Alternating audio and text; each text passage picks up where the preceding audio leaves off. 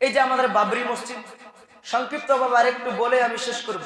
ফেসবুকে অনেক পোস্ট হচ্ছে বাবরি মসজিদ চলে গেল, বাবরি মসজিদ চলে গেল, বাবরি তোমাকে আমরা ভুলবো না, বাবরি যেদিনই হোক তোমাকে আমরা উদ্ধার করব।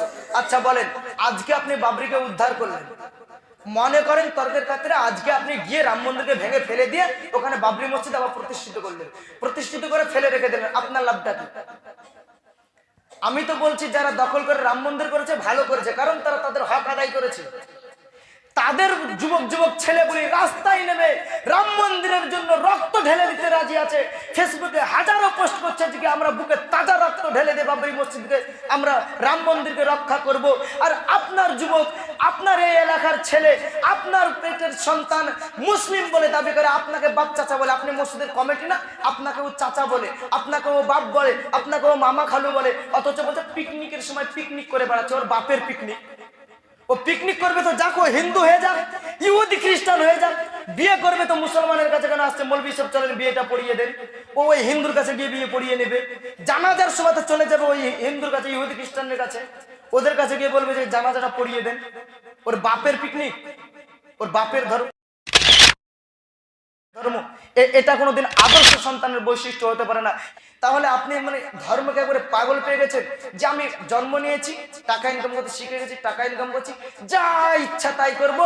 মৌলবি, আমার বাপের মৌলবি আমি টাকা দিয়ে ভাড়া করে খেয়েছি, আমার যখন ইচ্ছা বলবো মৌলবি সাহেব কুরবানির সময় জবাই করে দেন, মৌলবি সাহেব আকিকাটা কেটে দেন, মৌলবি সাহেব বিয়েটা পড়িয়ে দেন, মৌলবি সাহেব ওই জানাজাটা পড়িয়ে দেন। মানে মৌলবি একবারে বাপের মৌলবি কিনে রেখেছি, যখন আমি বলবো মৌলবিকে করতে বাধ্য। একবার আমি কিনে রেখেছি, ওইটা মৌলবিকে করতে হবে, আমার কিনা মৌলবি, টাকা দিয়ে কিনা মৌলবি। বাপের ধর্ম, ধর্ম একবারে পাগল। তাই পাগলামো। وَنُنَزِّلُ مِنَ الْقُرْآنِ مَا هُوَ شِفَاءٌ وَرَحْمَةٌ لِّلْمُؤْمِنِينَ وَلَا يَزِيدُ الظَّالِمِينَ إِلَّا خَسَارًا. আলহামদুলিল্লাহ, আলহামদুলিল্লাহ নাহমাদুহু ওয়া নাস্তাঈনুহু ওয়া নাস্তাগফিরুহু ওয়া নু'মিনু বিহি ওয়া নাতাওয়াক্কালু আলাইহি ওয়া নাউযু বিল্লাহি মিন শুরুরি আনফুসিনা ওয়া মিন সাইয়্যাতি আ'মালিনা। মান ইয়াহদিহিল্লাহু ফালা মুদিল্লা লাহু ওয়া মান ইউদ্লিলহু ফালা হাদিয়া লাহু। وأشهد أن لا إله إلا الله وأشهد أن محمدا عبده ورسوله. أما بعد، فإن خير الحديث كتاب الله، وخير الهدي هدي محمد صلى الله عليه وسلم، وشر الأمور محدثاتها وكل محدثة بدعة وكل بدعة ضلالة وكل ضلالة في النار. أما بعد، فأعوذ بالله من الشيطان الرجيم. بسم الله الرحمن الرحيم. قاف والقرآن المجيد بل عجب أن جاءهم منذر منهم فقال الكافرون هذا شيء عجيب أإذا متنا وكنا ترابا ذلك رجع بعيد قد علمنا ما تنقص الأرض منهم وعندنا كتاب حفيظ بل كذبوا بالحق لما جاءهم فهم في أمر مريج أفلم ينظروا إلى السماء فوقهم كيف بنيناها وزيناها وما لها من فروج والأرض مددناها وألقينا فيها رواسي وأنبتنا فيها من كل زوج بهيج تبصرة وذكرى لكل عبد منيب. ونزلنا من السماء ماء مباركا فأنبتنا به جنات وحب الحصيد والنخل باسقات لاح طلع نضيد رزقا للعباد وأحيينا به بلدة ميتا كذلك الخروج كذبت قبلهم قوم نوح وأصحاب الرس وثمود وعاد وفرعون وإخوان لوط وأصحاب الأيقات وقوم تبع كل كذب الرسول فحق وعيد أفاعين بالخلق الأول بل هم في لبس من خلق جديد.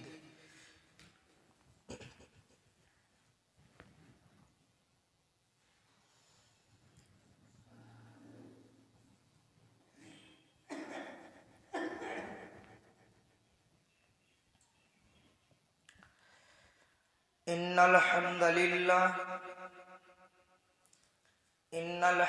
لله وحده والصلاة والسلام على من لا نبي بعد أما بعد فإن خير الحديث كتاب الله وخير الهدي هدي محمد صلى الله عليه وسلم وشر الأمور محدثاتها وكل محدثة بدعة وكل بدعة ضلالة وكل ضلالة في النار أما بعد فأعوذ بالله من الشيطان الرجيم بسم الله الرحمن الرحيم ووصينا الإنسان بوالديه حملته أمه وحنا على وحن وفصاله في عامين عن اشكر لي ولوالديك وإلي المصير الآيات. উপস্থিত হাজিরিনে জুমা, সমস্ত প্রশংসা গুণগান গুণকীর্তন সেই আল্লাহ সুবহানাহু ওয়া তাআলা, যিনি আমাদেরকে সর্বশ্রেষ্ঠ করে সৃষ্টি করেছেন। শুধু সৃষ্টি করেই ছেড়ে দেননি, পৃথিবীতে জীবনযাপনের জন্য চলাফেরার জন্য যত কিছু প্রয়োজনীয় বস্তু, সমস্ত প্রয়োজনীয় বস্তু দান করেছেন। সেই স্রষ্টার শুকরিয়া জ্ঞাপন করি, সকলেই বলি আলহামদুলিল্লাহ। এর পরে পরে শেষ নবী হযরত মুহাম্মদ সাল্লাল্লাহু আলাইহি ওয়াসাল্লাম, তিনার উপর অগণিত দরুদ ও সালাম বিবর্ষিত হোক, সকলেই বলি আল্লাহুম্মা আমিন। আল্লাহুম্মা সাল্লি আলাইহি আল্লাহুম্মা বারিক আলাইহি। আজকে আমি আপনাদের সামনে যে বিষয়টি নিয়ে আলোচনা করার ইচ্ছা পোষণ করেছি, সে বিষয়টির নাম আদর্শ সন্তানের বৈশিষ্ট্য। গত সপ্তাহে আমরা শুনেছিলাম আদর্শ পিতার বৈশিষ্ট্য। আজকে আমরা শুনবো আদর্শ সন্তানের বৈশিষ্ট্য। আল্লাহ যদি হায়াত দেয়, ইনশাআল্লাহ আগামীতে আমরা শুনবো ইসলামের নারীর মর্যাদা সম্পর্কে। আদর্শ সন্তানের বৈশিষ্ট্য, ইতিপূর্বে যেমন আমরা শুনেছিলাম আদর্শ পরিবারের বৈশিষ্ট্য। একটা পরিবারের একটা বৈশিষ্ট্য থাকে, একটা মানুষের একটা বৈশিষ্ট্য থাকে, কোন একটা জিনিস, সেই জিনিসের একটা বৈশিষ্ট্য থাকে।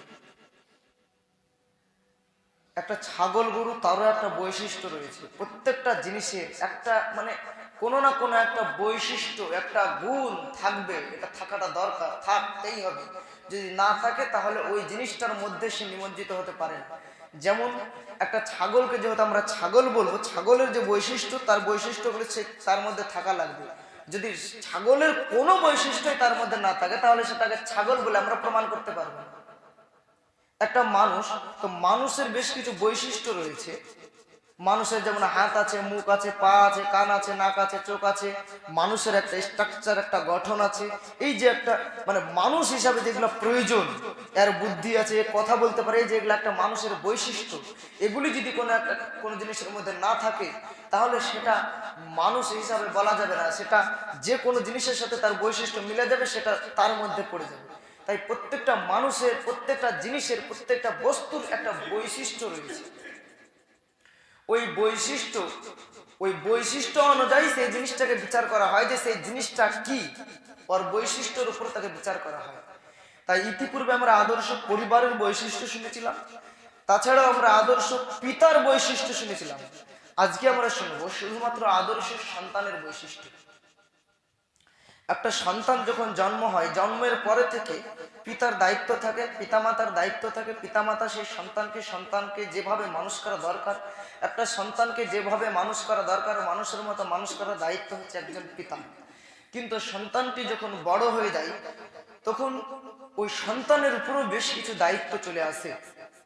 ওই সন্তানের উপরে যেমনটা এর আগে আমরা শুনলাম যে একজন পিতার দায়িত্ব রয়েছে, পিতার অনেকগুলি দায়িত্ব রয়েছে, একজন পিতার যে দায়িত্ব সম্পর্কে আমরা তুলে ধরেছিলাম, ঠিক একজন পিতার উপরে যেমনটা দায়িত্ব রয়েছে, ঠিক অনুরূপ ভাবেই একজন সন্তানের উপরেও ঠিক সেই রকম দায়িত্ব রয়েছে।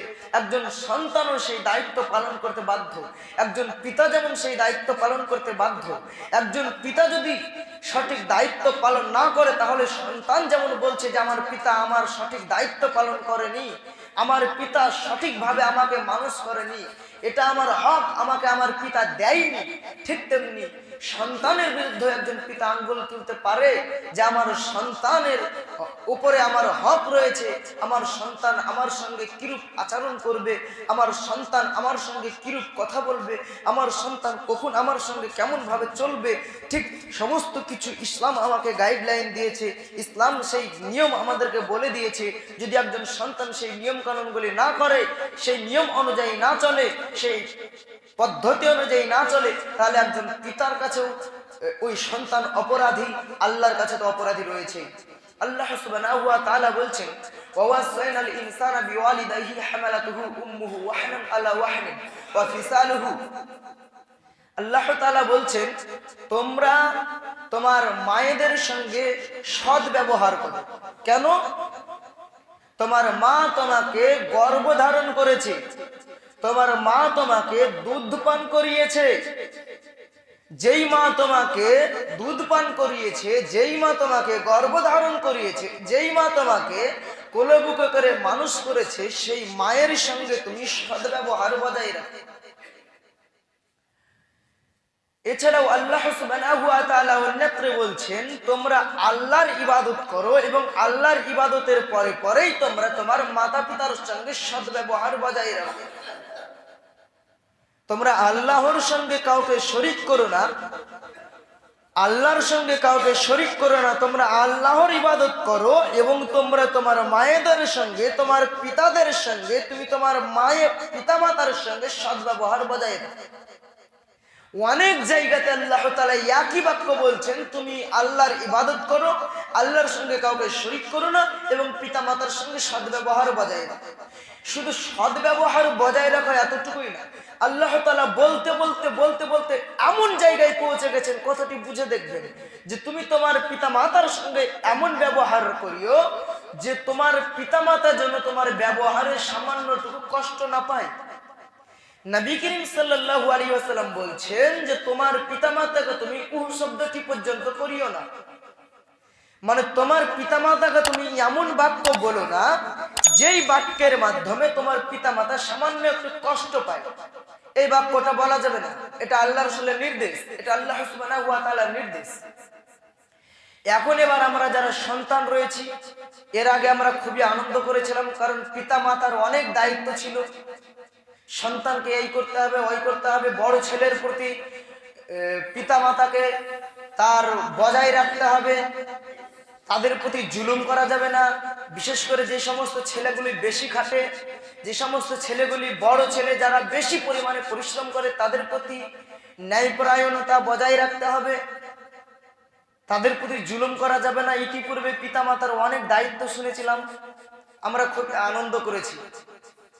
আমার কাছে খবর আছে যে আমরা খুবই আনন্দ করেছি যে আমার পিতা আমার সঙ্গে এই সদ্ব্যবহারটা করেনি, এই দায়িত্ব আমার পিতার ছিল, আমার পিতা এই দায়িত্বটা পালন করেনি, যার কারণে পিতা সে দায়িত্ব পালন না করার কারণে সে একজন দায়িত্বহীন পিতা। আমরা খুবই আনন্দ করেছি। এখন পালি হচ্ছে আমাদের। আল্লাহ সুবহানাহু ওয়া তাআলা যেহেতু বলেছেন, নবী করিম সাল্লাল্লাহু আলাইহি ওয়াসাল্লাম একই বাক্যই বলেছেন, এতে এক বিন্দু মাত্র হাত লড়ের কিচ্ছু নেই। এক বিন্দু মাত্র কেউ কোনো জিনিসকে এই কথাকে কেউ এক বিন্দু পরিমাণ সরাতে পারবে না। আল্লাহ রাসূল বলছেন আন আবি হুরায়রা রাদিয়াল্লাহু তাআলা আনহু, আবু হুরায়রা রাদিয়াল্লাহু তাআলা আনহু হতে বর্ণিত, তিনি বলেন নবী করিম সাল্লাল্লাহু আলাইহি ওয়াসাল্লাম বলছেন ক্বালা রাগিমা আনফু, আনফুন শব্দের অর্থ হচ্ছে নাক। আল্লাহ রাসূল বলছেন ক্বালা রাগিমা আনফু, তার নাক ধুলাই মলিন হয়ে যাক। আল্লাহ রাসূল আবারও বলছেন ক্বালা রাগিমা আনফু, তার নাক ধুলাই মলিন হয়ে যাক। আল্লাহ রাসূল আবারও বলছেন ক্বালা রাগিমা আনফু, তার নাক ধুলাই মলিন হয়ে যাক। আল্লাহ রাসূল একই বাক্য তিনবার বললেন, একই বাক্য তিনবার বললেন, ক্বালা রাগিমা আনফু, ক্বালা রাগিমা আনফু, ক্বালা রাগিমা আনফু, তার নাক ধুলাই মলিন হয়ে যাক, তার নাক ধুলাই মলিন হয়ে যাক, তার নাক ধুলাই মলিন হয়ে যাক। একই বাক্য আল্লাহ রাসূল সাল্লাল্লাহু আলাইহি সাল্লাম যখন তিনবার বললেন, তখন সাহাবারা আশ্চর্য হয়ে জিজ্ঞাসা করছেন কিলা মান ইয়া রাসূলুল্লাহ, হে আল্লাহর রাসূল, সে ব্যক্তি কে যার নাক ধুলাই মলিন হয়ে যাবে? কে এত পাপী ব্যক্তি? কার জন্য আপনি এমন দোয়া করছেন যে ওর নাক ধুলাই মলিন হয়ে যাক, ওর নাক ধুলাই মলিন হয়ে যাক? কে এই হতভাগা ব্যক্তি? আল্লাহ রাসূল কে সেই ব্যক্তি? আল্লাহ রাসূল সাল্লাল্লাহু আলাইহি ওয়াসাল্লাম বলেন, যেই ব্যক্তি পিতা অথবা মাতা অথবা দুজনকেই অথবা দুজনের কোন একজনকে পেল বয়স্ক অবস্থায়, বার্ধক্য অবস্থায়, অথচ সে তাদের সঙ্গে সদ্ব্যবহার বজায় রাখতে পারলো না, অথচ সেই ব্যক্তি তাদের কাছ থেকে জান্নাত হাসিল করতে পারলো না, ওই ব্যক্তির নাক ধুলাই মলিন হয়ে যাক, ওই ব্যক্তির নাক ধুলাই মলিন হয়ে যাক, ওই ব্যক্তির নাক ধুলাই মলিন হয়ে যাক। আল্লাহ রাসূল সাল্লাল্লাহু আলাইহি ওয়াসাল্লামের বদদুয়া। এখন আপনি বলেন আপনি কোন কাতারের শামিল হয়েছেন? এখন আপনি বলেন এই হাদিসকে আপনি কোন দৃষ্টিতে বিচার করবেন? আপনি বলুন, আপনি একজন সন্তান, আপনি একজন সন্তান হিসাবে আপনি কতটুকু দায়িত্ব পালন করেছেন? শুনুন, শুধু পিতামাতার দায়িত্ব দেখবেন না, আপনি আজকে আপনার পিতামাতার দায়িত্ব দেখছেন, আপনারও সন্তান রয়েছে, আপনারও সন্তানও হবে, আপনিও সন্তানের পিতা একদিন হবেন। শুনুন, আপনি যেই ব্যবহারটা আপনার পিতামাতার সঙ্গে করবেন, ঠিক সেই ব্যবহারই আপনাকেও ফিরিয়ে দেবে আপনার সন্তান। এটি জিনিস জেনে রাখবেন। অতএব আপনি বলুন এই হাদিসকে আপনি কোন দৃষ্টিতে বিচার করবেন? শুনে রাখো যুব সমাজ, আজকে আমরা যারা রয়েছি, আজকে তোমারও আমার ব্যবহার দেখে, তোমার ব্যবহার দেখে আমার আত্মা ঠান্ডা হয়ে যায়।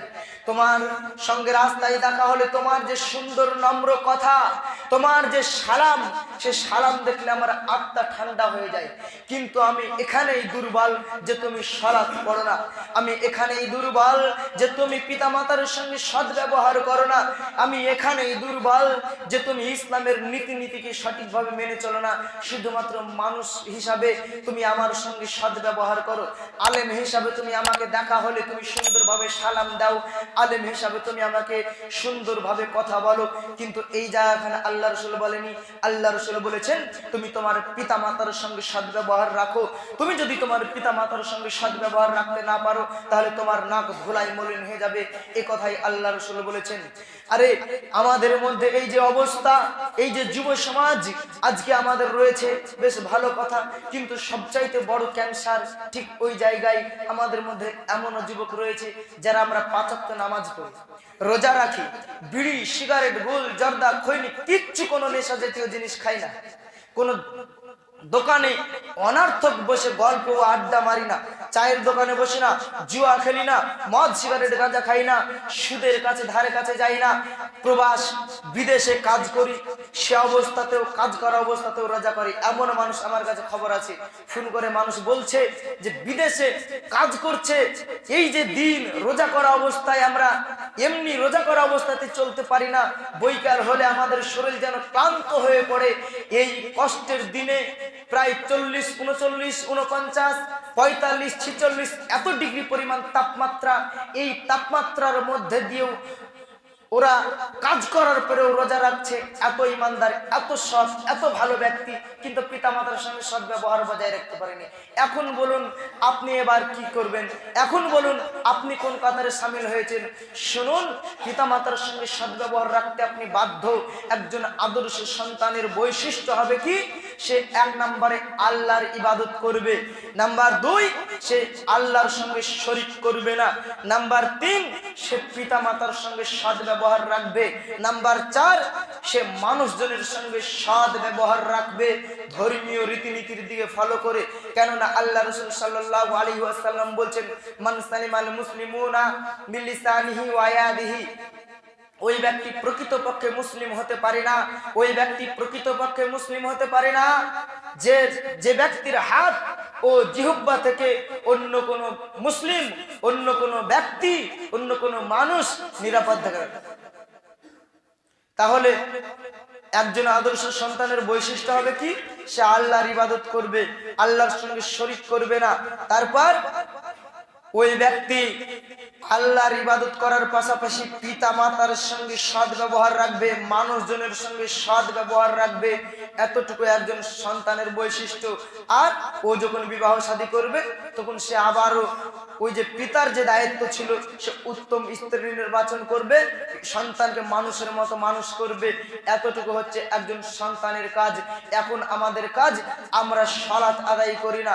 এখন আমাদের কাজ, আমরা মানুষজনের সঙ্গে সৎ ব্যবহার বজায় রাখতে পারি না।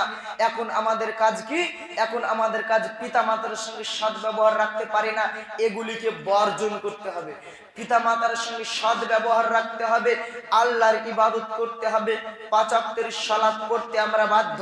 আমাদেরকে 5 ওয়াক্তের সালাত পড়তেই হবে, কোনো আমাদের জন্য ছাড় নাই। আমরা যদি মহিলা হই তাহলে কোনো সময় আমাদের জন্য ছাড় থাকবে, কিন্তু পুরুষ বালেগ হয়ে গেছে অথচ সে কোনো একটা সময়ে সালাতের ছাড় পাবে, এটা হাদিস ও কোরআনে খুঁজে পাওয়া যায় না। একজন মানুষ সালাত ছাড়বে কখন? যখন সে ব্যক্তি ঘুমিয়ে যায়, যখন তার কোনো জ্ঞান থাকে না, ঘুমন্ত অবস্থায়, মানে জ্ঞান নেই, সে ঘুমন্ত অবস্থায় আছে।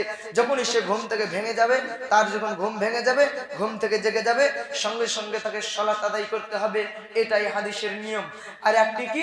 যখন সে বাচ্চা থাকবে, যখন সে বালেগ হবে না, তখন সে সালাত পড়বে না। আর একটা কি? যখন সে পাগল হয়ে যাবে, যখন তার হুঁশ থাকবে না, জ্ঞান থাকবে না, অজ্ঞান অবস্থায় থাকবে। এই 3টি সময় বাদ দিয়ে একজন পুরুষ সালাত আদায় করতে বাধ্য। অতএব প্রত্যেকটা পুরুষ, আপনাকেও আমাকে সালাত আদায় করতেই হবে। যদি আমরা সালাত আদায় না করি তাহলে আমরা মুসলিম বলে নিজেকে পরিচয় দিতে পারি না। এখন আমি যেটা বলতে চাইছি, আমরা সালাত পড়ছি না যারা যারা, আমাদেরকে সালাত আদায় করতেই হবে। সালাত আদায় করতে আমরা বাধ্য। সালাত আমাদেরকে আদায় করতেই হবে। কেননা আল্লাহ রাসূল সাল্লাল্লাহু আলাইহি ওয়াসাল্লাম বলছেন, কাল কিয়ামতের মাঠে প্রথমত সর্বপ্রথম যে ইবাদতটার হিসাব নেওয়া হবে, সেই ইবাদতটার নাম হচ্ছে সালাত। যে ব্যক্তির সালাত ঠিক, তার সমস্ত আমল ঠিক। যে ব্যক্তির সালাত ঠিক নাই, যে ব্যক্তির সালাত নেই, তার কোনো আমল নাই। এখন আপনি বলুন, আপনি সালাত না পড়েই যে দান করছেন, আপনি নামাজ পড়ছেন না কিন্তু আপনি দানের জন্য বাক্স খুলে নিয়ে বসে আছেন। জীবনে নামাজ পড়ছেন না, মসজিদের ধারে কাছে আসছেন না, কিন্তু আপনি কি গ্রামে আপনি এমন একটা কিছু করছেন যে মানুষকে আপনি ভাবছেন 2 টাকা দান খায়রাত করে আপনি জান্নাত পেয়ে নেবেন। দেখুন, এটা হচ্ছে রিয়া। রিয়া মানে হচ্ছে লোক দেখানো। আল্লাহ রাসূল সাল্লাল্লাহু আলাইহি ওয়াসাল্লাম বলছেন যে যে ব্যক্তি লোক দেখানো ইবাদত করে, ওই ব্যক্তি হচ্ছে শিরক করলো। মানে সে আল্লাহকে সন্তুষ্টির জন্য ইবাদত করলো না, ওই ব্যক্তি শিরক করার জন্য, ওই ব্যক্তি শিরক করলো। মানে ও লোক দেখানো ইবাদত করলো, ও মানুষকে সন্তুষ্টির জন্য ইবাদত করলো, ও আল্লাহকে সন্তুষ্টির জন্য ইবাদত করলো না। ওই যে মানুষকে দেখানো ইবাদত, ওটা হচ্ছে শিরক, শিরকে আকবার, ওটা হচ্ছে ছোট শিরক। আল্লাহ রাসূল সাল্লাল্লাহু আলাইহি ওয়াসাল্লাম বলছেন, আমি আমার উম্মতের উপর সবচাইতে বেশি ভয় করছি যে আমার উম্মতের মধ্যে রিয়া ঢুকে যাবে, ছোট শিরক ঢুকে যাবে। মানে তারা ইবাদত করবে এটা ঠিক, কিন্তু তারা লোক দেখানো ইবাদত করবে, আল্লাহকে সন্তুষ্টির জন্য ইবাদত করবে না। এখন আমাদের মধ্যে এমন একটা পরিস্থিতি জন্মেছে, শুধু একটা কোনো ব্যক্তি নয়, শুধু এই আপনার এই গ্রামের বলে নয়, আপনার এই গ্রামে 4-5টা দল, সোশ্যাল মিডিয়াতে যারা আমাকে দেখছে ওদের মধ্যে 4-5টা দল, আমার গ্রামও 4-5টা দল, পাশের আশেপাশে দেখছি 4-5টা দল। যখন যেটা কথা বলছি, হয়তো আপনি বলছেন যে আমাকে বলছে, সোশ্যাল মিডিয়ায় যারা দেখছে তারা বলছে যে কথাটা হয়তো আমাকে লক্ষ্য করে বলেছে, প্রত্যেকটা মানুষ ভাবছে যে কথাটা আমাকে লক্ষ্য করে এইভাবে বলছে। কিন্তু আদৌ দেখুন, বর্তমান আমাদের যে সমাজ, আমাদের সমাজের যে ক্যান্সার, এই ক্যান্সারকে কি করে ভালো করা যায়। আমরা এমন একটা পরিস্থিতিতে জন্মে গেছি, আমরা এমন এক মানে সময়ে এসে পৌঁছে গেছি যে এই সময়ে যে এক মহা ফিতনা, এই ফিতনা থেকে বাঁচা মুশকিল। আমরা লোক দেখানো ইবাদত করছি, অথচ আল্লাহ রাসূল সাল্লাল্লাহু আলাইহি ওয়াসাল্লাম বলেন ফাওয়াইলুল লিল মুসাল্লিন আল্লাযিনা হুম আন সালাতিহিম সাহুন। দুর্ভোগ সেই সমস্ত মুসাল্লিদের জন্য যারা নিজেদের সালাতের ব্যাপারে উদাসীন থাকে না এবং তারা লোক দেখানোর জন্য নামাজ পড়ে। যারা যে আমলটা করে, যারা নামাজ পড়ে কিন্তু লোক দেখানো নামাজ পড়ে, মানুষকে সন্তুষ্টির জন্য নামাজ পড়ে, এই সমস্ত মুসল্লিদের জন্য দুর্ভোগ। আল্লাহ সুবহানাহু ওয়া তাআলা ওই সমস্ত মুসল্লিদের জন্য দুর্ভোগ বলেছেন। এখন আপনি বলুন যে আপনি সালাত পড়ছেন না, আপনি নামাজ পড়ছেন না, কিন্তু আপনি ভাবছেন যে আমি দান করব, আপনি নামাজ পড়ছেন না। দেখুন, মানুষকে সহযোগিতা করা এটা ভালো কথা। দেখুন, মানুষের কাছে সহযোগিতার হাত বাড়িয়ে দেওয়া এটা খুবই ভালো কাজ। এটা আমাদের সমাজে এখন প্রায় মরে গেছে।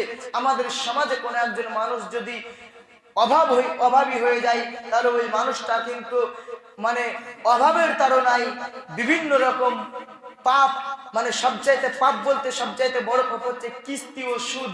সে সুদের কাছে গিয়ে মানে সুদের কাছে পৌঁছাতে বাধ্য, কারণ তার এমন অবস্থা যে সে কোথাও টাকা পায় না, নিজের টাকা থাকে না, সে বাধ্য হয়ে সুদের উপরে টাকা তোলে। এই যে একটা কঠিন পরিস্থিতি শুধু অভাবের জন্য। কিন্তু এই অভাবের জন্য একটা মানুষের যে পরিস্থিতি, এই পাপ থেকে বাঁচানো যায় যদি আমাদের মধ্যে একে অপরের ভ্রাতৃত্ববোধ বজায় রাখতে পারি, যদি আমরা মানুষকে সহযোগিতার হাত বাড়িয়ে দিই। কিন্তু আমরা সহযোগিতার হাত বাড়িয়ে দিতে পারিনি আজকে আমাদের সমাজে। আজকে এই জিনিসটা আমাদের মধ্যে থেকে বিলুপ্ত হয়ে যাওয়ার কারণে আমরা এই সমস্ত পাপের মধ্যে ঢুকে যাচ্ছি, জেনে শুনেও আমরা এই সমস্ত পাপের মধ্যে ঢুকে যাচ্ছি বাধ্য। কিন্তু এই জিনিসটা আজকে আমরা যারা চালু করতে চেষ্টা করছি, যারা আমরা করছি, ওর মধ্যে সর্বপ্রথম বিরোধিতা করছে আমাদের মুসলিমরা। আমাদের মধ্যে আশেপাশে আছে কেউ যে একটা কোনো জিনিসের চেষ্টা করছে মানুষকে সহযোগিতা করার জন্য, তো প্রথমত বিরোধিতা আমরা। আচ্ছা, যারা করছে ওদেরকে করতে দিন, যারা করছে তাদেরকে করতে দিন, কেউ বাধা প্রদান করবেন না। যারা করছেন আপনাদের কাছে আমার অনুরোধ, আপনাদের মধ্যে যতটা দলাদলি ভাগ হয়ে যাচ্ছে, যতজন ব্যক্তি করছেন, যতটা দল আছে এলাকায়, বুঝতে পারছেন, সে যত আশেপাশে এলাকায় আছে সকলেই বুঝবেন, সকলেই হয়তো বুঝতে পারছেন। শুধু একটি গ্রাম বলে নয়, একই অবস্থা আমাদের আজকে মুসলিম সমাজের মধ্যে। যারা করছে তাদেরকে করতে দেন, বাধা প্রদান করবেন না, অন্তর থেকে ভালোবাসুন, অন্তর থেকে সহযোগিতার হাত বাড়িয়ে দিন। আপনিও করুন, তাকেও করতে দিন, আপনি বাধা প্রদান করবেন না, অন্তর থেকে তাকে ভালোবাসুন, অন্তর থেকে তার প্রতি কোনো খারাপ মন্তব্য রাখবেন না। নাম্বার 2, আপনারা একত্রিত হওয়ার চেষ্টা করুন। দেখুন, মুসলিমদের মধ্যে ঐক্য ফিরিয়ে আনুন। মুসলিমদের মধ্যে এমন আচরণ করাটা এটা কোনো আদর্শ সন্তানের বৈশিষ্ট্য না। আজকে আমরা যে সমস্ত যুব সমাজগুলো গড়ে উঠেছি, আমরা যারা যুব সমাজ আমরা কাজ করছি, শুনো, আমরা যারা যুব সমাজ, আমাদের যুব সমাজের কাজ এটা যে আমরা মানুষের স্বার্থে, আল্লাহকে খুশি করার জন্য মানুষের পাশে গিয়ে দাঁড়াবো। আমরা পিতা মাতার সঙ্গে সদ্ব্যবহার করার পরে, আমরা সালাত আদায় করার পরে, আমরা আল্লাহর সঙ্গে শিরিক না করে, শিরিক বন্ধ করার পরে মানুষের পাশে দাঁড়াবো। যদি আমরা সালাত আদায় না করি, যদি আমরা সালাত আদায় না করি, যদি আমরা শিরিক বন্ধ না করি, যদি আমরা পিতা মাতার সঙ্গে সদ্ব্যবহার না রাখি, তাহলে আমরা আদর্শ সন্তান হতে পারবো না। আমরা যদি এগুলিকে বন্ধ না করি, আমাদের এই ইবাদতগুলি ব্যর্থ, আমাদের এই ইবাদতগুলি ব্যর্থ, আমাদের এই ইবাদতগুলি ব্যর্থ। কেননা আল্লাহ রাসূল সাল্লাল্লাহু আলাইহি ওয়াসাল্লাম বলছেন, কিয়ামতের ময়দানে সর্বপ্রথম যে ইবাদতটির হিসাব নেওয়া হবে সেটি হচ্ছে সালাত। যুবক, তুমি বলো, তুমি যে একটা মানুষের জন্য যে একটা জিনিস যে প্রতিষ্ঠিত করেছো, তুমি যে কাজটি করেছো, কাজটি খুবই সুন্দর, কাজটির জন্য আমি তোমাকে সাধুবাদ জানাই। কিন্তু যুবক, তুমি সালাত আদায় করো। যুবক, তুমি সালাত আদায় করতে বাধ্য। যতটা দল মত আছে, বিশেষ করে যারা সেক্রেটারি ও কমিটি আছি, আমরা গ্রামের যারা মুরব্বী মানুষ আছি, আমাদের এটা দায়িত্ব যে সকলকে একত্রিত করে কমপক্ষে মুসলিম হিসাবে আমাদের মধ্যে ঐক্য ফিরিয়ে আনা। আল্লাহ রাসূল সাল্লাল্লাহু আলাইহি ওয়াসাল্লাম ঐক্যের জন্য বলেছেন। আল্লাহ রাসূল সাল্লাল্লাহু আলাইহি ওয়াসাল্লাম যেমন বলেছেন, আল্লাহ তাআলা একই কথা বলেছেন, ওয়াতাসিমু বিহাবলিল্লাহি জামিআন ওয়া লা তাফাররাকু। তোমরা দলে দলে বিভক্ত হয়ে যেও না, আল্লাহ সুবহানাহু ওয়া তাআলা একই বাক্য বলেছেন যে তোমরা দলে দলে বিভক্ত হয়ে যাও না, তোমরা আল্লাহর রুজ্জুকে শক্তভাবে ধারণ করো। অতএব আমাদের এটা দায়িত্ব মানুষের মধ্যে ঐক্য ফিরিয়ে আনা। যারা আমরা লোক দেখানো ইবাদত করছি, লোক দেখানো ইবাদত আমরা যারা করছি, আমাদের ইবাদত ব্যর্থ, আমাদের ইবাদত ব্যর্থ। অতএব লোক দেখানো ইবাদত বন্ধ করো। আর আমরা বিশেষ করে যারা সৎ আমল করছি, সৎ করছি, সালাত কায়েম করছি, নামাজ পড়ছি, রোজা রাখছি, দান খায়রাত করছি, আলেমদেরকে ভালোবাসছি, বিদেশে কষ্ট করার পরেও নামাজ পড়ছি ও রোজা রাখছি, এত কিছু করার পরেও যারা আমরা পিতা মাতার সঙ্গে সদ্ব্যবহার রাখতে পারিনি, আমাদের জন্য আল্লাহ রাসূল দুর্ভাগ্য বলেছেন। আমাদের জন্য আল্লাহ রাসূল বলেছেন ও দুর্ভাগ্য, কারণ ও পিতা মাতাকে পেল অথচ জান্নাত পেল না। অতএব শুনে রাখুন, আমরা যারা আছি, আমাদের যারা পিতা মাতা বেঁচে আছে, আমাদের পিতা মাতার সঙ্গে সদ্ব্যবহার করা আমাদের জন্য জরুরি। আমাদের পিতা মাতা যদি কোনো কিছু ভুল করে, তাহলে সে ভুল করছে, তার জন্য সে আল্লাহর কাছে হিসাব দিবে। পিতা মাতা ভুল করবে, এটা স্বাভাবিক, কারণ পিতামাতার এখন বয়স হচ্ছে, পিতামাতার এখন মস্তিষ্ক কম কাজ করবে। আপনার মস্তিষ্ক যেই জিনিসটা ধরবে, সেই জিনিসটা আপনার পিতামাতার মস্তিষ্কে ধরবে না। অতএব পিতামাতা ভুলভাল করবে, এটাই স্বাভাবিক। কিন্তু পিতামাতা ভুলভাল করলে পিতামাতার সঙ্গে অসৎ ব্যবহার করতে হবে। এটা কোন হাদিস থেকে আপনি প্রমাণ পান? এটা কোন হাদিস থেকে আপনি পান? বিবাহের পূর্বে পিতার সঙ্গে আপনার খুব মেল, আপনি পিতার সুন্দর একজন যোগ্য সন্তান, কিন্তু বিবাহের পরেই কেন আপনার বিচ্ছেদ হচ্ছে পিতামাতার সঙ্গে সম্পর্ক? আপনার স্ত্রীকে কেন আপনি বুঝাতে পারছেন না? ওই স্ত্রীকে আপনাকে বুঝানো আপনার দায়িত্ব। যদি ওই স্ত্রীকে আপনি বুঝাতে না পারেন, তাহলে আপনি একজন ব্যর্থ পুরুষ। শুনুন, আপনি সবকিছু করছেন ভালো কথা, কিন্তু আপনার পিতামাতার সঙ্গে আপনাকে সদ্ব্যবহার যে অবস্থাতেই হোক রাখতে হবে, এটা আপনি বাধ্য। যদি আপনি না রাখেন, তাহলে একজন আপনি সন্তান হিসেবে আপনি আপনার পিতার উপরে জুলুম করলেন। শুনুন, এর আগে যেমন বলেছিলাম যে পিতামাতাকে নজর রাখতে হবে বড় ছেলের প্রতি। কেমন? বড় ছেলেরা বেশি খাটে, বড় ছেলেরা বেশি পরিশ্রম করে, জমি জায়গা টাকা পয়সা ভাগ করার সময় বড় ছেলেদের দিকে একটু পিতামাতাকে নজর রাখতে হবে। কিন্তু নজর রাখতে হবে মানে এই না যে বড় ছেলে একসঙ্গে থেকে যত টাকা ইনকাম করেছে সবটাই বড় ছেলে। আপনি যদি এখন আপনার পিতামাতার সংসারে থেকে 5 লাখ টাকা ইনকাম করেন, 5 লাখ টাকা একলাই আপনার? পিতামাতার কি কোনো হক নাই? আপনি যখন আপনার স্ত্রীর কথা শুনে আলাদা হয়ে যাচ্ছেন, পিতামাতার বুকে লাথি দিয়ে চলে যাচ্ছেন অন্য জায়গা, বেশ ভালো কথা। আপনি এই চলে যাওয়া, এটা আপনাকে ইসলাম অধিকার দেয় না। এই যে পিতামাতাকে বলেছিলাম যে আপনি সন্তানের প্রতি জুলুম করবেন না, তো সন্তানকেও বলছি আপনিও পিতামাতার উপরে জুলুম করবেন না। কারণ 5 লাখ টাকা একলাই আপনার হতে পারে না, পিতামাতার দিকে নজর রাখবেন। পিতামাতা যেটা করছে সেটাকে শুনবেন, পিতামাতার সঙ্গে সৎ ব্যবহার বজায় রাখবেন, পিতামাতার সঙ্গে যেন অসৎ ব্যবহার না হয়। আর সন্তানকে বলছি, বিশেষ করে পিতামাতা যদি ভুলও করে, তাহলে সন্তানকে বলছি পিতামাতা যদি ভুল করে তারপরেও পিতামাতার সঙ্গে অসৎ ব্যবহার করার মতো কোনো জায়গা নাই, পিতামাতাকে ছেড়ে যাওয়ার মতো কোনো জায়গা নাই। পিতামাতা কোনোদিন সন্তানের খারাপ চায় না। পিতামাতা যেটা বলছে অবশ্যই তার কথাতে যুক্তি রয়েছে। যদি পিতামাতার কথাতে আপনি দেখতে পান যে না, সে সম্পূর্ণই যুক্তিহীন বলেছে, তাহলে আপনি চুপ থাকুন, কিন্তু পিতামাতার সঙ্গে অসৎ ব্যবহার করবেন না, পিতামাতার বুকে লাথি মেরে চলে যাবেন না। যদি চলে যান, তাহলে আপনি ওই হাদিসের অন্তর্ভুক্ত যে আপনি পিতামাতাকে পেলেন কিন্তু জান্নাত লাভ করতে পারলেন না। আল্লাহ রাসূল আপনার জন্যই বদদুয়া দিয়েছে, ক্বালা রাগিমা আনফু সুম্মা রাগিমা আনফু সুম্মা রাগিমা আনফু। অতএব পিতামাতার সঙ্গে সদ্ব্যবহার বজায় রাখুন। আর স্ত্রীকে কিভাবে কন্ট্রোল করবেন সেটা আপনার ব্যাপার। কেন আপনার স্ত্রী অন্যভাবে থাকে? কেন আপনার পিতামাতা যেমন বলছে, আপনার পিতামাতা যদি ইসলামের বাইরে কোনো কিছু বলে আপনার স্ত্রীকে, তখন আপনি দেখবেন কিন্তু আপনার পিতামাতা শরিয়াহ অনুযায়ী আপনাকে যে কথাটি বলছে, আপনার পিতামাতার সে কথাটি আপনি না শুনে আপনার স্ত্রীর কথা শুনে কেন নাচানাচি করছেন? এই একই রিপোর্ট আসছে আশেপাশে থেকে, স্ত্রীর কথা শুনে বেশি নাচানাচি করবেন না। দেখুন, পিতামাতা কোনোদিন সন্তানের খারাপ চাই না। আপনি একজন আদর্শ সন্তান, সালাত আদায় করেন। আপনি একজন আদর্শ সন্তান, আপনি রোজা রাখেন। আপনি একজন আদর্শ সন্তান, কোনো জাতীয় নেশাদ্রব্য পান করেন না। আপনি একজন আদর্শ সন্তান, আপনি আল্লাহর সঙ্গে শিরক করেন না। কিন্তু আপনি এখানে এসে কেটে গেছেন আদর্শ সন্তান থেকে, যে আপনি পিতামাতার সঙ্গে সদ্ব্যবহার করেন না। আপনার আগেকার গুলো ব্যর্থ, আপনার আগেকার গুলো ব্যর্থ। আবারও বলছি, আপনার আগেকার সমস্ত আমল ব্যর্থ। অতএব একই বাক্য আমি আপনাকে বারবার বোঝাতে চাইছি। জানি না আমি আপনার মাথা মগজ পর্যন্ত পৌঁছাতে পেরেছি কিনা।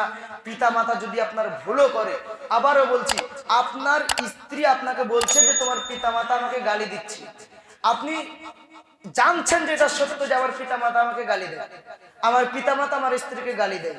আপনি সচক্ষে দেখলেন, আপনি নিজ কানে শুনলেন যে আমার পিতা মাতা আমাকেও আমার স্ত্রীকে গালি দেয়। এরপরেও আপনি আপনার পিতা মাতাকে এমন কোনো ভাষা বলতে পাবেন না যাতে আপনার ভাষাতে আপনার পিতা মাতা কষ্ট পায়। এইখানে আপনার করণীয় কি?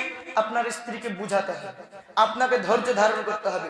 যদি আপনি ধৈর্য ধারণ করার ক্ষমতা না রাখেন, যদি আপনি ধৈর্য ধারণ করতে না পারেন, তাহলে আপনি বলেন আপনি একজন মুসলিম হিসেবে কি কাজ করলেন?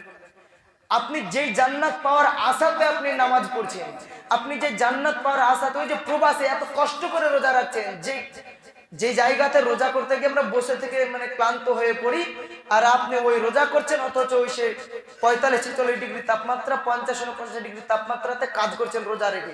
এই যে কষ্ট, এই যে জান্নাত লাভের আশাতে করছেন, যে জাহান্নামের ভয়ে করছেন, ওই জান্নাতের আশা এবং ওই জাহান্নামের ভয়ে কি আপনি এতটুকু করতে পারবেন না?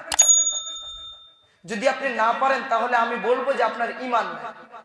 তাহলে আপনি বলবেন যে আমি নামাজ পড়ি। আপনি নামাজ পড়েন, এটা আপনার অভ্যাস। ছোট থেকে আপনি নামাজ পড়ছেন, পিতামাতা পড়িয়েছে, ছোট থেকে পিতামাতা নামাজ পড়িয়েছে, আপনার অভ্যাসে পরিণত হয়ে গেছে। এখন আপনি নামাজ ছাড়তে পারছেন না। এখন নামাজ ছেড়ে দিলে আপনাকে ভালো লাগে না। রোজা করছেন, ছোট থেকে পিতামাতার সঙ্গে রোজা করেছেন, এটা আপনার অভ্যাস, এটা আপনার অভ্যাসে পরিণত হয়েছে।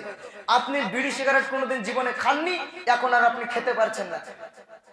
আলেমদেরকে আপনি ভালোবাসেন, আপনি অজনসিয়ত শুনেন, অজনসিয়ত আপনাকে ভালো লাগে, অজনসিয়ত হাদিস কোরআনের কথা আপনি শুনেন, ভালো লাগে তাই শুনেন, কিন্তু ইমানই জোরে শুনেন না। যদি আপনি শুনবেন, যদি আপনি দাবি করেন যে আমার ইমান আছে, তাহলে এটা জিনিস শুনে রাখেন, গ্রামে আমাদেরকে ঐক্য ফিরাতে হবে। এই যে আমাদের বাবরি মসজিদ, সংক্ষিপ্তভাবে আরেকটু বলে আমি শেষ করব। ফেসবুকে অনেক পোস্ট হচ্ছে, বাবরি মসজিদ চলে গেল, বাবরি মসজিদ চলে গেল, বাবরি তোমাকে আমরা ভুলবো না, বাবরি যেদিনই হোক তোমাকে আমরা উদ্ধার করব। আচ্ছা বলেন, আজকে আপনি বাবরিকে উদ্ধার করলেন, মনে করেন তর্কের ক্ষেত্রে আজকে আপনি গিয়ে রাম মন্দিরকে ভেঙে ফেলে দিয়ে ওখানে বাবরি মসজিদ আবার প্রতিষ্ঠিত করলেন, প্রতিষ্ঠিত করে ফেলে রেখে দিলেন, আপনার লাভটা কি? আমি তো বলছি যারা দখল করে রাম মন্দির করেছে ভালো করেছে, কারণ তারা তাদের হক আদায় করেছে। তাদের যুবক ছেলেগুলি রাস্তায় নেমে রাম মন্দিরের জন্য রক্ত ঢেলে দিতে রাজি আছে। ফেসবুকে হাজারো পোস্ট করছে যে আমরা বুকে তাজা রক্ত ঢেলে দিয়ে বাবরি মসজিদকে, আমরা রাম মন্দিরকে রক্ষা করব। আর আপনার যুবক, আপনার এই এলাকার ছেলে, আপনার পেটের সন্তান মুসলিম বলে দাবি করে, আপনাকে বাপ চাচা বলে, আপনি মসজিদের কমিটি না, আপনাকে ও চাচা বলে, আপনাকে ও বাপ বলে, আপনাকে ও মামা খালু বলে, অথচ বলছে পিকনিকের সময় পিকনিক করে বেড়াচ্ছে, ওর বাপের পিকনিক। ও পিকনিক করবে তো যাক, ও হিন্দু হয়ে যাক, ইহুদি খ্রিস্টান হয়ে যাক, বিয়ে করবে তো মুসলমানের কাছে কেন আসছে? মৌলবি সব চলেন, বিয়েটা পড়িয়ে দেন, ও ওই হিন্দুর কাছে গিয়ে বিয়ে পড়িয়ে নেবে। জানাজার সময় তো চলে যাবে ওই হিন্দুর কাছে, ইহুদি খ্রিস্টানের কাছে, ওদের কাছে গিয়ে বলবে যে জানাজাটা পড়িয়ে দেন। ওর বাপের পিকনিক, ওর বাপের ধর্ম। এটা কোনোদিন আদর্শ সন্তানের বৈশিষ্ট্য হতে পারে না। একজন আদর্শ সন্তানের বৈশিষ্ট্য হবে কি, যে যখন মুরব্বী বা জ্ঞানী গুণী ব্যক্তি কোনো কথা বলছে, কমপক্ষে কথাটাকে সম্মান দেবে। যেই মুসলমানের বাচ্চারা বলতে পারে যে আমরা আমাদের পিকনিকের সময় পিকনিক করছি, তাহলে ওরা ওদের রাম মন্দির করবে না কেন বলেন? আপনি ওখানে বাবরি মসজিদ প্রতিষ্ঠিত করে ফেলে থিয়ে দিয়ে আপনার লাভটা কি? তাহলে আপনাকে কি করতে হবে? নামাজ পড়তে হবে। মসজিদ মানে কি? নামাজ পড়ার জায়গা। তাহলে আপনাকে নামাজ পড়তে হবে। আপনাকে কমপক্ষে মুসলমান হিসাবে মুসলমানের যে যুবক সন্তান আপনাদেরকে কমপক্ষে ইসলামকে মেনে চলতে হবে, ইসলামের বিধিবিধানগুলোকে মানার চেষ্টা করতে হবে। যতটুকু পারছি মানবো, না পারবো আলেমরা যতটুকু বলবে সম্মান শ্রদ্ধা করব। তাহলে আপনি মানে ধর্মকে একবারে পাগল পেয়ে গেছেন যে আমি জন্ম নিয়েছি, টাকা ইনকাম করতে শিখে গেছি, টাকা ইনকাম করছি, যা ইচ্ছা তাই করবো। মৌলবি, আমার বাপের মৌলবি আমি টাকা দিয়ে ভাড়া করে খেয়েছি, আমার যখন ইচ্ছা বলবো মৌলবি সাহেব কুরবানির সময় জবাই করে দেন, মৌলবি সাহেব আকিকাটা কেটে দেন, মৌলবি সাহেব বিয়েটা পড়িয়ে দেন, মৌলবি সাহেব ওই জানাজাটা পড়িয়ে দেন। মানে মৌলবি একবার বাপের মৌলবি কিনে রেখেছি, যখন আমি বলবো মৌলবিকে করতে বাধ্য। একবার আমি কিনে রেখেছি, ওইটা মৌলবিকে করতে হবে, আমার কিনা মৌলবি, টাকা দিয়ে কিনা মৌলবি। বাপের ধর্ম একবারে পাগল। তাই পাগলামোগুলো বন্ধ করেন, গ্রামের মধ্যে ঐক্য ফিরানোর চেষ্টা করেন। যারা দলে দলে বিভক্ত হয়েছেন, সে এলাকাতে যতজন আছেন অবশ্যই সকলেই সোশ্যাল মিডিয়ার মাধ্যমে দেখছেন। আর যারা আমরা গ্রামে এখানে আছি, যারা শুনছি, মানুষ হিসাবে উত্তম মানুষ হওয়ার চেষ্টা করেন। পিতামাতার সঙ্গে সদ্ব্যবহারটা বজায় রাখতেই হবে, না তো আপনার সব ইবাদত ব্যর্থ। আল্লাহ রাসূল আপনার জন্য বদদুয়া দিয়েছে, আপনি কি মনে করেছেন? যেমন হিন্দুরা বলেন, তো আপনি যেমন বলছেন যে আমি আমার ধর্ম বুঝি না, যা ইচ্ছা তাই করবে। আচ্ছা, হিন্দুরা আপনার মুসলমানের ঈদে কয়দিন আছে? কুরবানির ঈদে, রোজার ঈদে, তারপর জালসাই, আপনার উৎসবে কয়জন ওরা আছে? ওদের উৎসবে আপনি যাচ্ছেন, অথচ আপনাকে মানা করতে গেলে আপনি মানাটা না শুনে আপনি বলছেন পিকনিকের সময় পিকনিক করছি, আনন্দের সময় আনন্দ করছি। ওরা বলছে যে কি ধর্ম যার যার উৎসব সবার, তাহলে ওদেরকে আপনি ডাকেন না যে ধর্ম যার যার উৎসব সবার, লেও এক পিস গরুর মাংস খাও। তাহলে তো একই কথা, বিয়ে যার যার বউ সবার, ক্ষেত যার যার ফসল সবার, গাছ যার যার ফল সবার, একই কথা। গাছ যার যার ফল সবার, তাহলে বাগানে গান নিয়ে নেন, ওদেরকে একদিন ডেকে এনে খাওয়ান। দেখেন মুসলমান তরুণ যুবক যারা আমরা আছি, সময় শেষ, আর আমি আপনাকে বেশি সময় নষ্ট করছি না। আমি বলতে চাইছি, আদর্শ সন্তানের যেটা বৈশিষ্ট্য, যে 1 নম্বর সে আল্লাহর ইবাদত করবে, 2 নম্বর সে আল্লাহর সঙ্গে কাউকে শরীক করবে না, 3 নম্বর সে পিতামাতার সঙ্গে সদ্ব্যবহার বজায় রাখবে, 4 নম্বর পিতামাতা যদি কোনো ভুলও করে তারপরেও পিতামাতার সঙ্গে কোনো অসৎ ব্যবহার করতে পারবে না, এটা হচ্ছে 4 নম্বর। এরপরে সে ধর্মের মানে খুঁটিনাটি বিষয়কে মেনে চলবে, আলেমদেরকে শ্রদ্ধা সম্মান করবে। আর আপনি ধর্মকে পাগল মনে করিয়েন না। তারা যেমন বলছে যে আমরা বুকের তাজা রক্ত ঢেলে দিয়ে রাম মন্দিরকে রক্ষা করব, আপনাকেও বলতে হবে বুকের তাজা রক্ত ঢেলে দিয়ে মসজিদকে রক্ষা করব, আল্লাহর দ্বীনকে রক্ষা করব, ইসলামকে রক্ষা করব। কিন্তু এইভাবে দলে দলে বিভক্ত হয়ে গিয়ে সম্ভব নয়, ওদের রীতিনীতিকে মেনে চলে সম্ভব নয়। এটা করতে গেলে নামাজ পড়তে হবে, এটা করতে গেলে ঐক্য গঠন করতে হবে। আরে আমরা বলছি যে মুসলমানরা আমরা আজকে দলে দলে বিভক্ত হয়ে যাওয়ার কারণে আমাদের এই অবস্থা, তো কমপক্ষে আমরা 2 জন তো একটা হই। সকলকে আমরা বলতে তো সবাই পারছি, কমপক্ষে আমরা যে 2 জন একত্রিত হয়, তারপর আরেকজনকে নেব, 3 জন হবে। তো কমপক্ষে আমরা একত্রিত হই, আমরা একত্রিত হওয়ার চেষ্টা করি। যারা আমরা সবকিছু করছি কিন্তু পিতামাতার সঙ্গে সদ্ব্যবহার রাখতে পারিনি, তাদের কাছে আমার অনুরোধ, পিতামাতার সঙ্গে সদ্ব্যবহার আজকেই রাখুন। আজকে থেকে পিতাকে সালাম করুন, কমপক্ষে একটা সালাম করুন, এটা আমার অনুরোধ। যদি আপনি না করেন তাহলে আমি জানবো যে আপনি হাদিস শুনলেন, আপনি কোরআন শুনলেন, আপনি বক্তব্য শুনলেন, কিন্তু বক্তব্যের সঙ্গে মুনাফিকি করলেন। অতএব বিশেষ করে প্রত্যেকটা মানুষ যাদের পিতা বেঁচে আছে, কমপক্ষে আজকে গিয়ে একটা করে সালাম করবেন। আর মানুষজনের সঙ্গে সদ্ব্যবহার বজায় রাখার চেষ্টা করবেন। আর হাদিস কোরআনকে মেনে চলার চেষ্টা করবেন, ধর্মকে পাগল মনে করিয়েন না। এ বলে সংক্ষিপ্ত আলোচনা শেষ করছি। আল্লাহর কাছে দোয়া করি, হে আল্লাহ তুমি আমাদেরকে রিয়া থেকে বাঁচার তৌফিক দান করো। হে আল্লাহ তুমি আমাদেরকে সৎ আমল করার তৌফিক দান করো। আদর্শ সন্তানের যে তালিকা, সেই তালিকার অন্তর্ভুক্ত হওয়ার তৌফিক দান করো। পিতামাতার সঙ্গে সদ্ব্যবহার, আল্লাহর ইবাদত, আলেমদেরকে শ্রদ্ধা সম্মান, এগুলি করার তৌফিক দান করো, আমিন। হে আল্লাহ ইসলামকে তুমি হেফাজত করো, যেভাবে চললে, যে অবস্থায় গেলে ইসলামের ও মুসলিমদের কল্যাণ হবে, সেই কল্যাণ তুমি দান করো, সেইভাবে তুমি পরিচালনা করো। এই আশা আকাঙ্ক্ষা রেখে আজকের সংক্ষিপ্ত আলোচনা শেষ করছি। আল্লাহুম্মা সাল্লি আলা মুহাম্মদ ওয়া আলা আলি মুহাম্মদ কামা সাল্লাইতা আলা ইব্রাহিম ওয়া আলা আলি ইব্রাহিম ইন্নাকা হামিদুম মাজিদ।